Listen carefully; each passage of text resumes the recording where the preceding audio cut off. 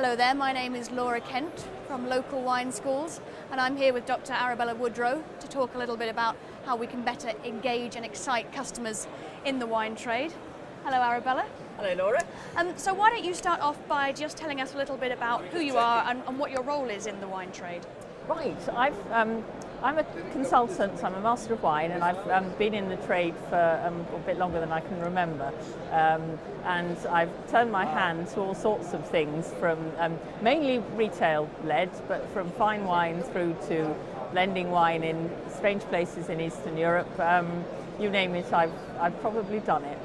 I'm currently based in the north of England, and my main work is helping a UK bottling company with their sourcing, selection and blending and all things technical.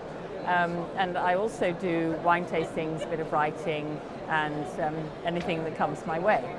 Fantastic. So it sounds like you've got a really good overview of how the wine industry works as a whole, but at the moment you're focusing mainly on an area in bottling that's a couple of steps removed from the actual customer experience. What are the main considerations that you have when you're thinking about how your end customers are going to be engaged in your wines? Right, because although we're several steps away from dealing with the end customer, they're really important because they're the ones that are going to drink it. And our concern is to make sure that they choose our wines to pick off the shelf, or to choose on a restaurant wine list, as the case may be. And if it isn't a hand-sold environment, then you need to make sure that the bottle of wine tells the customer everything they need to know without being intimidating, off-putting, or simply wrong for the occasion. And I think the labelling's really important. Yes. It's got to be typical of, certainly got to suit the price point, but it's also got to suit where the wines come from, because you'll have a different sort of livery for a wine that's come from Australia, than a serious claret, and that is important.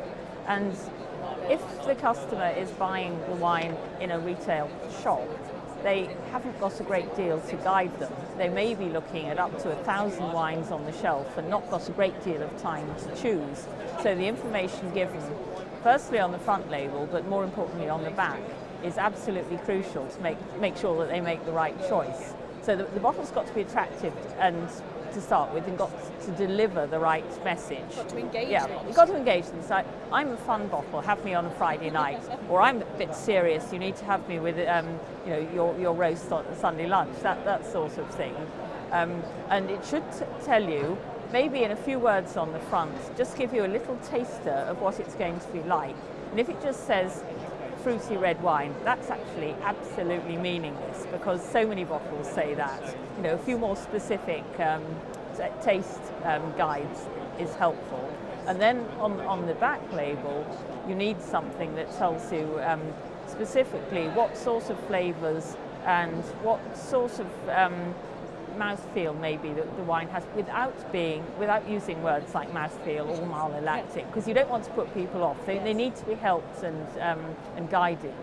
And the other thing that I think is important is a food match or an occasion match, because some things don't have a food match. It's a party wine. You sit around the telly with your friends and down it goes. Great for Tuesday evening in front of EastEnders. Yeah, exactly. Good for a Friday night girls get together, that sort of thing. But if it is a food match, the lazy thing is just to say goes with chicken and fish. Well, so what? So 200 wines can say that. So how on earth do you choose?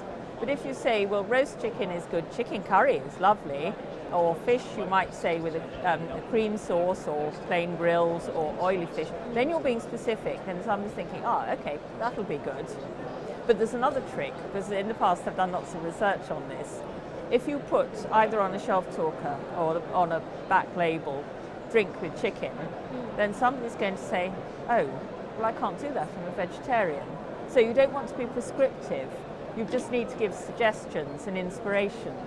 And I've actually heard a vegetarian say precisely that to me.